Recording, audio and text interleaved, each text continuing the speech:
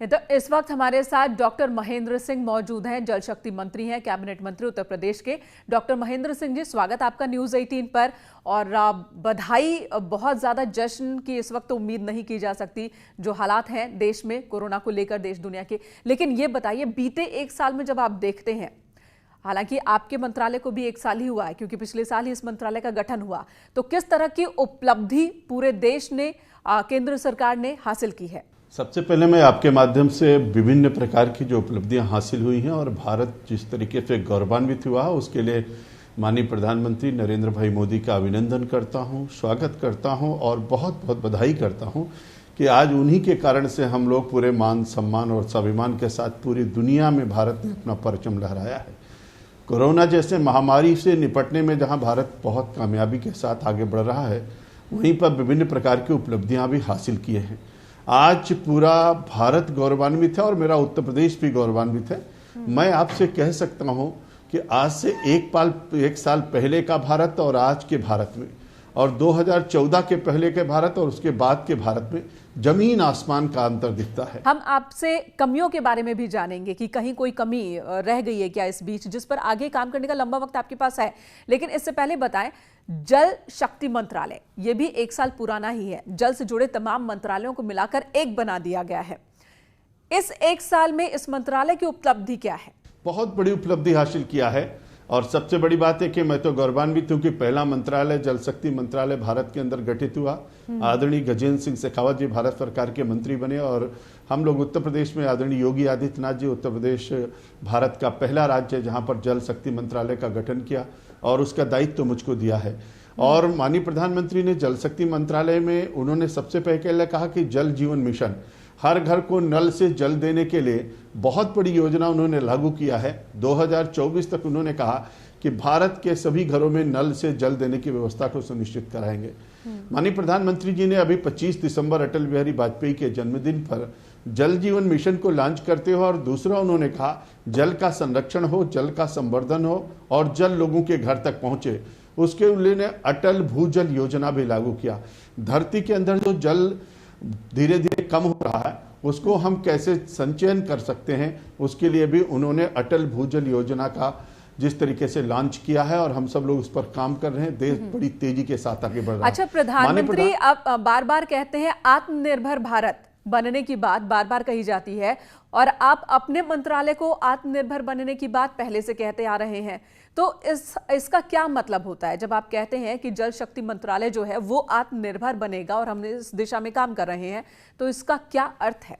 देखिए, आत्मनिर्भर भारत बनाने की दृष्टि से माननीय प्रधानमंत्री ने जहां पर जल को हर घर तक पहुंचाने की बात कही है, वहीं पर जल के दृष्टि से भारत में कोई कमी ना होने पाए, इसलिए भारत जल के दृष्टि से आत्मनिर्भर बने। अटल भूजल योजना के तहत जो ब्लॉक हमारे डार्क जोन में चले गए हैं, जो क्रिटिकल और सेमी क्रिटिकल में चले गए हैं, उनको हम सेफ जोन में लाएंगे और पूरे भारत को जल की दृष्टि से आत्मनिर्भर बनाएंगे। जल संरक्षित भी होगा, जल संचयन भी होगा, जल संरक्षण भी होगा और जल लोगों के घर तक भी पहुंचेगा। प्रधानमंत्री ने कहा हर खेत को पानी मिलना चाहिए।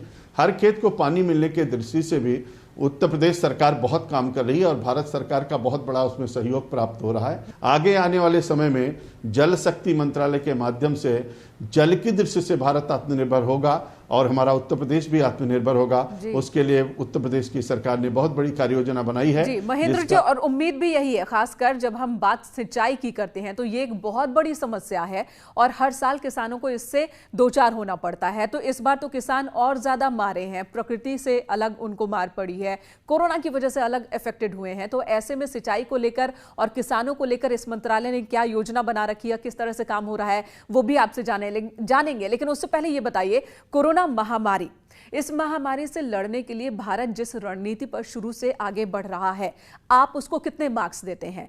खासकर लॉकडाउन की बात करते हैं। दुनिया भर में पहले लॉकडाउन की तारीफ हुई, विपक्ष भी आपके साथ था, लेकिन आज वही विपक्ष कह रहा है कि लॉकडाउन तो फेल हो गया। देखिए, विपक्ष बौखला गया। विपक्ष को लगता था कहीं ना कहीं सरकार फेल हो जाएगी, लेकिन सरकार पूरी तरीके से पाफ रही। 100% नंबर देता हूं, पूरी दुनिया सराहना कर रही है। मोदी जी ने जब कहा थाली बजाओ ताली बजाओ, तो इस ताली और ताली को लेकर के दुनिया के देशों ने बजाया। भारत के हर घर से थाली और ताली की आवाज आई। प्रधानमंत्री जी ने जब आह्वान किया दिया चलाने का, तो पूरे भारत के सभी घरों में दिया चला करके संकल्प लिया गया। कोरोना जैसी महामारी से लड़ेंगे, भारत जीतेगा और कोरोना हारेगा। उस संकल्प के साथ लोग आगे बढ़े। पूरे भारत की जनता का, जहां मैं प्रधानमंत्री जी का अभिनंदन करता हूं, स्वागत करता हूं, बधाई देता हूं, वहीं भारत की जनता का भी आभार व्यक्त करता हूं, जो मोदी जी के एक एक वाक्य का पालन करते हुए और योगी जी के एक एक शब्द का पालन करते हुए उत्तर प्रदेश की जनता ने पूरा सहयोग दिया है। और पूरी तरीके से लॉकडाउन सफल रहा, पूरी तरीके से प्रधानमंत्री की योजनाएं सफल रही, और उसी का प्रतिफल है कि आज भारत में पूरी तरीके से भारत नियंत्रित है, संरक्षित है, सुरक्षित है। महेंद्र जी, विपक्ष तो यही कह रहा है ना कि आपने नियमों में भी कई बदलाव कर दिए, बावजूद इसके अभी भी लोगों की संख्या जो है वो बहुत ज्यादा है। 1,73,000 से ऊपर कोरोना संक्रमित लोगों की संख्या पहुंच गई है, वो भी तब जब बहुत ज्यादा सैंपलिंग अभी भी भारत में नहीं हो रही है आबादी के हिसाब से जितनी होनी चाहिए। तो ऐसे में लॉकडाउन को और उसके बाद जो हर स्तर पर जो स्टेप लिए गए उसको कामयाब कैसे माना जाए? देखिए, भारत की जनता पूरी तरीके से सराहना प्रधानमंत्री की भी कर रही है और हमारे मुख्यमंत्री की सराहना उत्तर प्रदेश के लोग कर रहे हैं। और मैं आपसे कहना चाहता हूं कि दुनिया के जितने देश हैं उनकी सबकी आबादी, जिन 15 बड़े देशों में 142 करोड़ की आबादी है और हमारे उत्तर प्रदेश और भारत को अगर मिला के देखें तो लगभग 135-37 करोड़ की आबादी है। अगर दोनों का तुलनात्मक अध्ययन करके आप देखिए तो आपको पता चलेगा कि निश्चित रूप से भारत में पूरी तरीके से कोरोना जैसे महामारी में भारत की सरकार ने नियंत्रण स्थापित करने में कामयाबी हासिल की। अच्छा महेंद्र जी, आपको क्या लगता है कि कोरोना महामारी की वजह से जो योजनाएं थी सरकार की पहले एक साल में जितनी तेजी से बड़े बड़े फैसले केंद्र सरकार ने लिए अलग अलग दिशाओं में, चाहे वो हम आर्टिकल 370 की बात कर ले, 3 तलाक की बात कर ले या फिर CAA की बात कर ले, अलग अलग दिशाओं में बड़े बड़े फैसले लिए, क्या कोरोना महामारी की वजह से योजनाओं को, विकास की रफ्तार को धक्का लगा है? और जितना धक्का लगा है हम कब तक उबर पाएंगे? देखिए, निश्चित रूप से जिस $5 ट्रिलियन की बात हो रही थी और $1 ट्रिलियन उत्तर प्रदेश की आर्थिक स्थिति को मजबूत करते हुए लेकर के चलने की योजना बन रही थी, बड़ी तेजी के साथ भारत आगे बढ़ रहा था और तेजी के साथ उत्तर प्रदेश भी कदम से कदम मिला करके आगे तेजी के साथ बढ़ रहा था। उन योजनाओं को थोड़ी देर के लिए विराम सा लगा, लेकिन जितनी तेजी के साथ विराम लगा था उतनी तेजी के साथ माननीय प्रधानमंत्री जी ने 20 लाख करोड़ की पैकेज की घोषणा करके और पूरे भारत को उत्साहित करके उन्होंने कहा कि इस महामारी को हम चुनौती मान करके और इसको हम आगे की योजनाओं को तेजी के साथ आगे बढ़ाते हुए फिर से भारत की उस गति को हम लाएंगे और भारत को पूरी दुनिया के अंदर नंबर 1 का देश बनाएंगे। तो हमको लगता है कि जितना दिन का विश्राम हुआ था, कोरोना के कारण से लॉकडाउन हुआ था, थोड़ी देर के लिए हम लोग रुके थे, लेकिन अब उतनी तेजी के साथ माननीय प्रधानमंत्री जी ने देश को फिर से आगे बढ़ा दिया है। कहीं कोई दिक्कत नहीं होने वाली है।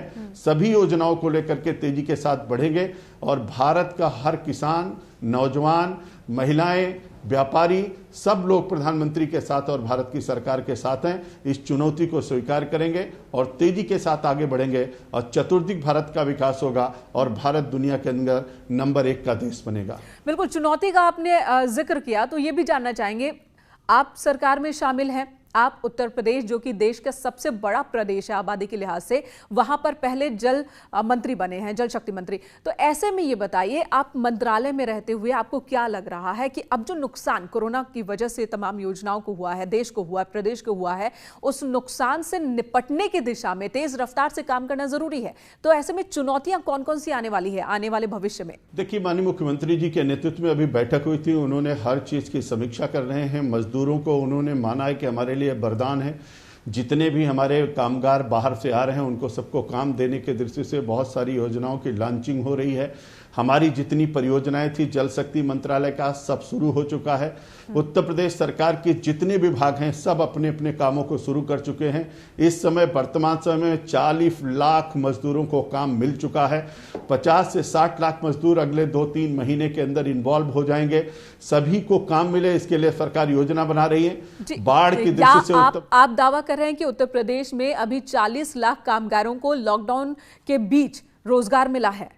जी बिल्कुल, मैं कह रहा हूं मनरेगा के तहत जो काम मिला है, सभी विभागों में जो काम शुरू हुए हैं, रोड का काम शुरू हो चुका है, हमारे यहाँ बाढ़ के सारे बंधों का काम शुरू हो चुका है, नहरों की सफाई का काम शुरू हो चुका है, बड़ी बड़ी परियोजनाएं, सरयू नहर परियोजना, अर्जुन सहायक परियोजना, मध्य गंगा परियोजना, जितनी परियोजनाएं थे उस पर काम शुरू हो चुका है। हमारे जितने हाईवेज थे उस पर काम शुरू हो चुका है। सभी पंचायतों में काम शुरू हो चुका है। चेक डैम का काम, तालाब का काम, कुएं का काम शुरू हो चुका है। हर तरीके के काम उत्तर प्रदेश में प्रारंभ हो चुके हैं और कहीं कोई दिक्कत नहीं है, तेजी के साथ काम हो रहे हैं। इसलिए हर मजदूर को, हर कामगार को जो भी काम करना चाहता है, सबके लिए काम यहाँ पर है और माननीय मुख्यमंत्री जी उसकी मॉनिटरिंग कर रहे हैं। सभी को काम मिलेगा और सभी को सुविधाएं मिलेगी।